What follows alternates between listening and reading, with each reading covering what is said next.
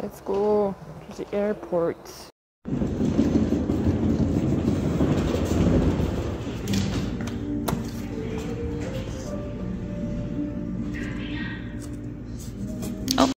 Ça c'est parce que si j'attends de retourner au Japon le 24, le S24, il ne sortira jamais.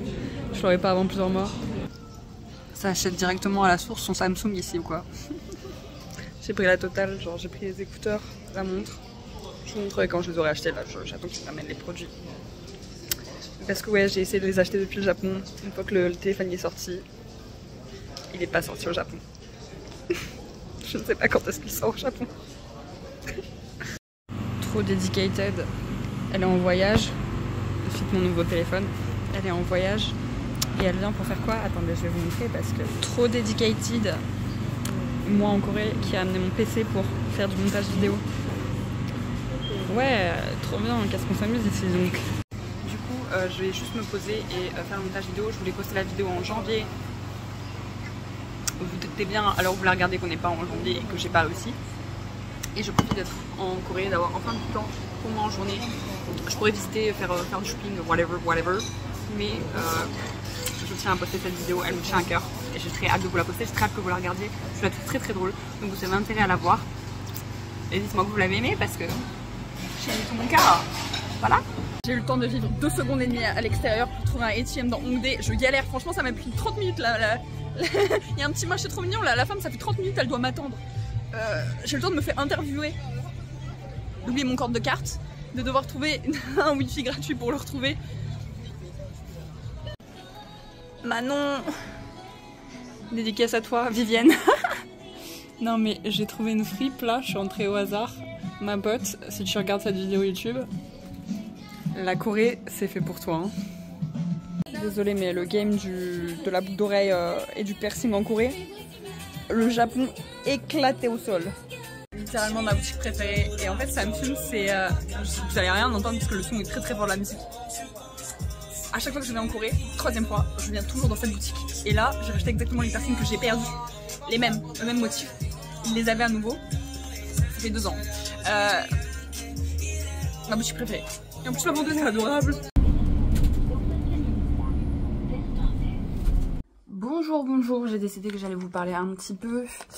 Je regarde, oui, c'est bon, je peux charger ce téléphone là. Maintenant j'ai 2 téléphones, normalement vous l'avez vu, j'ai acheté un nouveau Samsung parce que celui-là c'est un assez ancien et des fois il me fait des feintes où l'écran s'éteint, bref, trou noir, et j'ai eu déjà 2 fois la frayeur de me dire putain j'ai perdu tout. Bref, frayeur, j'ai acheté un nouveau téléphone. C'est pas le sujet de la vidéo, dis donc. Aujourd'hui c'est mon 3e jour en Corée, je crois que je suis arrivée le 15 au soir en vrai, mais bon, 16, 17, 18, on est le 18. Aujourd'hui mon seul plan que j'ai réellement c'est d'aller me faire une retouche de tatouage parce que les tatouages que j'ai fait en Corée, les tatouages que j'ai fait en Japon, c'était des artistes coréennes qui venaient au Japon en tant que guest pour faire les tatouages. Et là, j'en ai un à faire retoucher parce que c'est du rose et ça s'efface. Donc, j'ai profité d'être ici pour retoucher mon tatouage, pour faire retoucher mon tatouage. En fait, je me suis rendu compte que j'ai pris beaucoup trop de temps. J'avais déjà envie de rentrer chez moi au Japon hier, en fait. J'adore la Corée, d'une certaine manière. En réalité... c'est bien en tant que touriste, je m'y verrai pas vivre. Et il n'y a qu'un seul endroit vraiment de Séoul que j'aime beaucoup, c'est Hongdae. Ça c'est des goûts personnels, hein. Y a plein de gens je suppose qui adorent des trucs. J'ai eu des reverse culture shock par contre. La Corée c'est plus proche de la mentalité française que de la mentalité japonaise d'une certaine sorte. Parce que j'ai eu des chocs culturels, je me dis si je retourne en France mais... je sais pas comment je vais survivre en fait. Ça fait que 2 ans que je suis au Japon et ça y est, c'est en moi. L'hospitalité, la manière dont le staff vous traite, la manière dont tous les staffs vous traitent, la manière dont les gens sont gentils, polis et tout, adorables avec vous au Japon.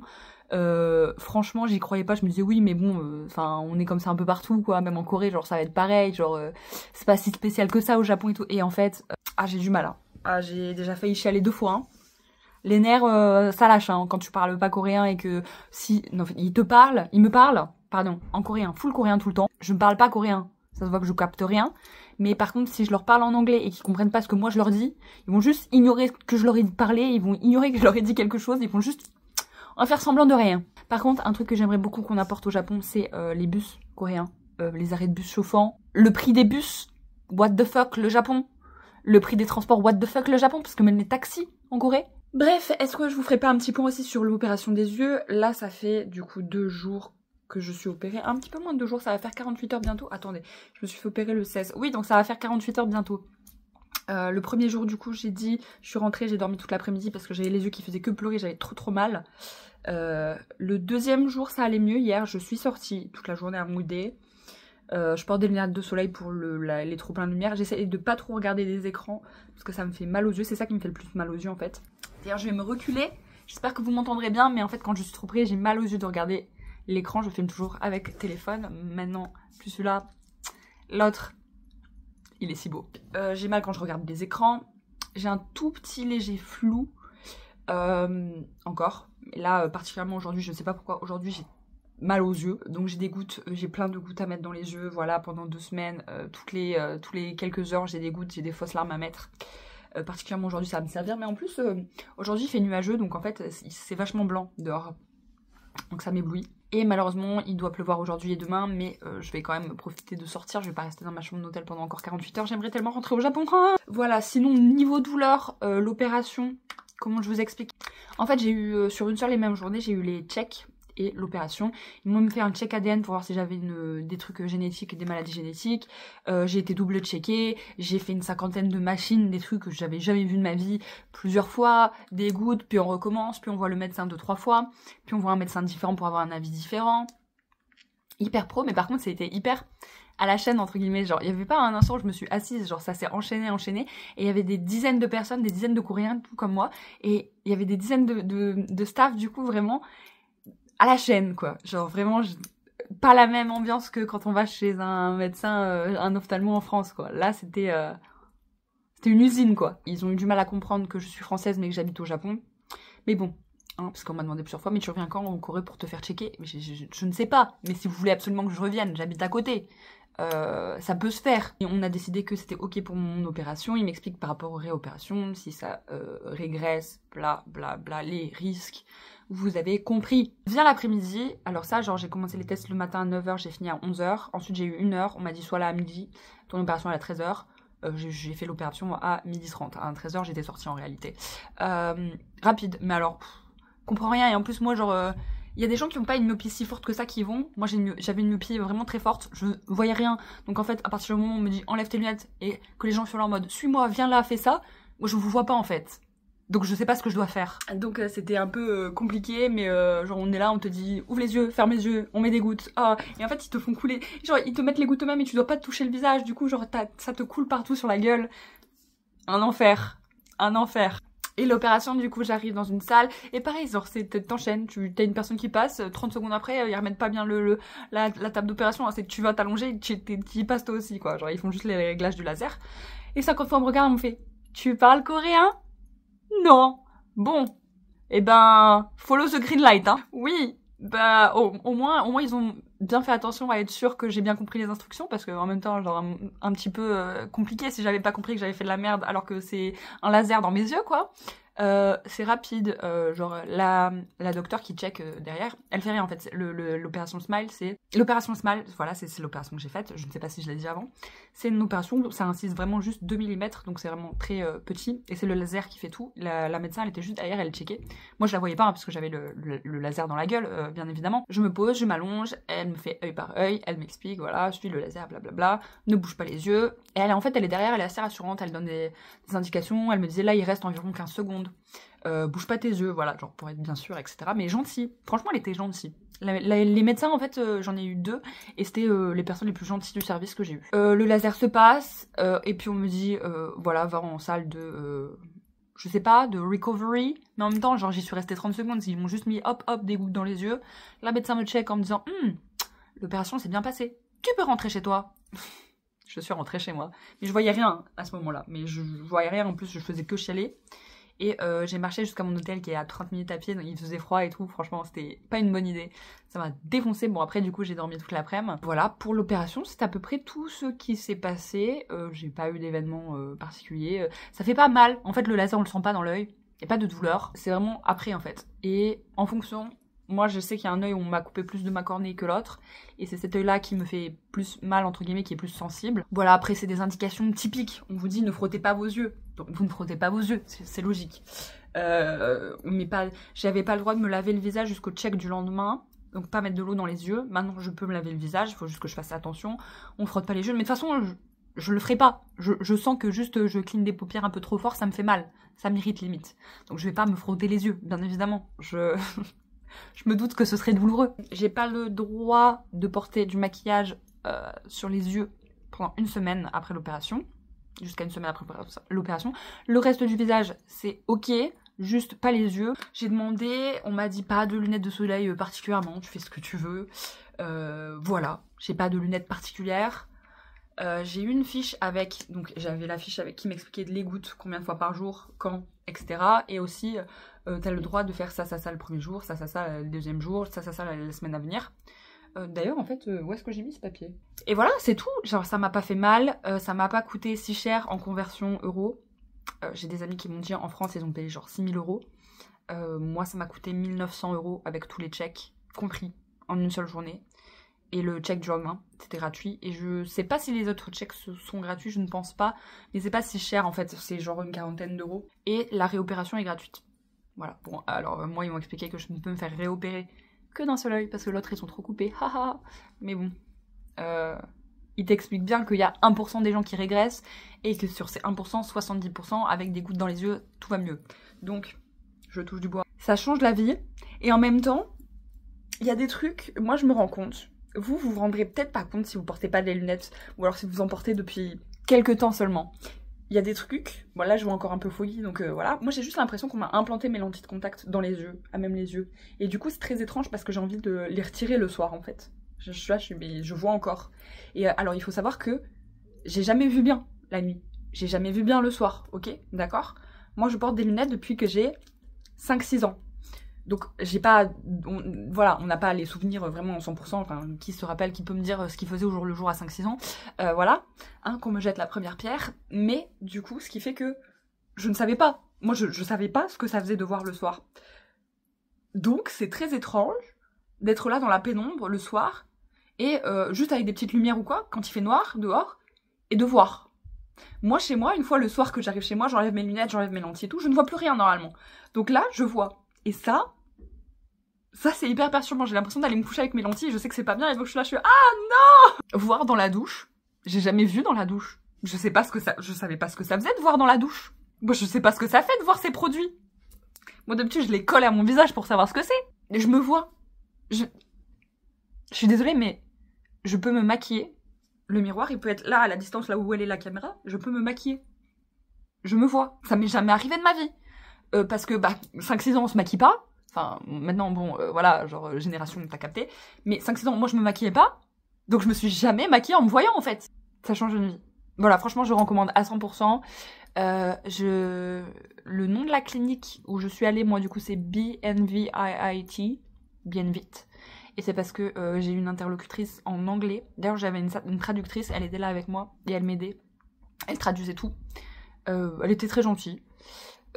Voilà, après bon comme j'ai dit, moi pour moi l'hospitalité japonaise elle l'a, donc voilà, genre après tu veux comparer quoi aussi en fait. Et on est reparti, là je vais profiter un petit peu de la Corée, il me reste aujourd'hui et demain, du coup demain il me reste pas toute la journée parce que je reprends l'avion à 17 h, j'ai tellement hâte de rentrer chez moi, vous n'avez pas idée, c'est fou ça en fait, genre vraiment le Japon dans mon kokoro là, dans mon cœur.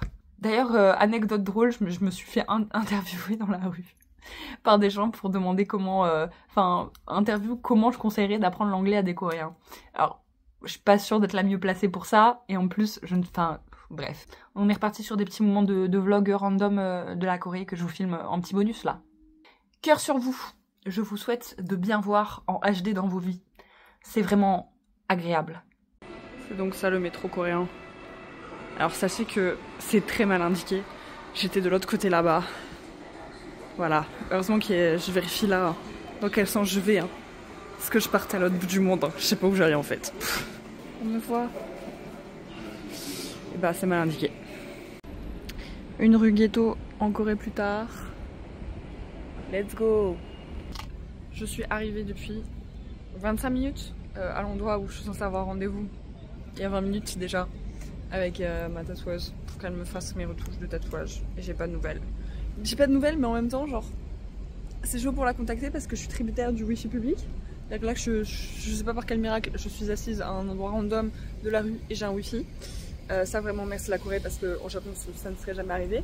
Mais bon déjà au Japon j'aurais eu la connexion internet mais c'est un autre problème, un autre débat. Mais là ça fait 25 minutes que je l'attends, je lui ai envoyé un message, 2 messages, j'ai liké un de ses messages. J'ai aucune nouvelle. Voilà, je pense que je suis arrivée à l'endroit que je cherchais. C'est autant de monde et autant de boutiques. Ah, Myeongdong, c'est aussi la 3e fois que je viens. C'est peut-être un des seuls endroits de Séoul, un des 2 seuls endroits de Séoul que j'aime bien avec Hongdae. Donc, on va profiter, je tiendrai au courant, je suis à bout. En fait, la meuf pour mon tatouage, elle a une nuit de dernière minute, j'ai quand même attendu 30 minutes dehors. Hein. Bref, c'était sympa de me prévenir, mais let's go. Ce truc au Japon, j'ose pas filmer dans la rue comme ça parce que genre je me sens mal à l'aise et tout par rapport à mon pays et tout. J'ai pas envie de passer pour une grosse touriste parce que je suis pas une touriste au Japon. Mais en Corée, franchement, je suis là en mode c'est bon, je m'en bats les couilles, prenez-moi pour une touriste. Je suis une full touriste de toute façon. C'est une culture qu'on n'a pas, tous les petits stands de rue au Japon. Je dis on, genre ça y est, moi je m'identifie au peuple japonais. Hein. En vrai, je vais vous dire à quoi ça me fait penser, Myeongdong. Ça me fait penser à Shinokubo. Voilà. Je vais à Shinokubo, j'ai les mêmes street food, j'ai les mêmes magasins, j'ai le même skincare, il y en a juste moins quoi. Je suis vraiment une grosse rageuse de la Corée et tout, mais en fait c'est juste que je suis trop amoureuse du Japon, c'est tout. Qu'est-ce que vous voulez que j'y fasse mes premiers vlogs en Corée là en 2019, j'étais full in love de la Corée, tu vois. Genre j'étais full in love de Séoul. Maintenant que je connais le Japon, non. C'est beau ça en vrai, je sais pas c'est quoi mais... Il pleut. Qu'est-ce qu'on s'amuse bien ici. En vrai ça a du charme. Je suis mauvaise dans... C'est mignon la Corée en vrai, ça va. Tu vois. Ce serait mieux s'il faisait beau et chaud mais hein, on n'est pas au Japon quoi, en février il fait froid en Corée quoi. Et qu'est-ce qui a craqué son budget? Spoiler, pas la voisine. Premier réel repas depuis que je suis arrivée, ça va faire 3 jours que je mange rien à part le buffet du matin de mon hôtel. Il était temps. C'est un peu chiant parce que bon là j'ai pris ça sur le menu. J'avais pas trop le choix parce qu'en fait tous les autres trucs c'est des trucs de poisson. Pas que j'aime pas le poisson mais c'est des trucs genre pas de poisson mais genre crustacés. Et ça j'aime pas. Le non choix mais ça a l'air très bon donc je vais arrêter de me plaindre et manger. Ça paraît super con. Mais là en fait genre j'ai l'habitude de descendre cette... ça fait 3 jours que je descends un peu de truc pour aller à mon hôtel. Et je me rendais pas compte à quel point la rue était en pente. Mais là maintenant que je dois la monter à l'envers avec une valise,